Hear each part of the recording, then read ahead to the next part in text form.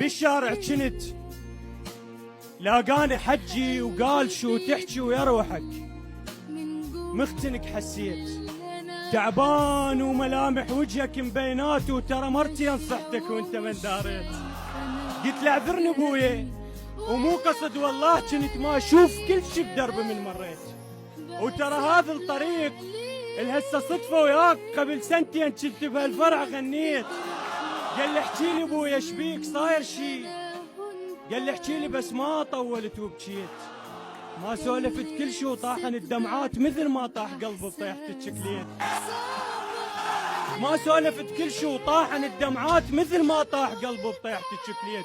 قال لي تدخن بهالكثرة هم مو زين، كنت محتاج حلقة بيدي مو باكيت.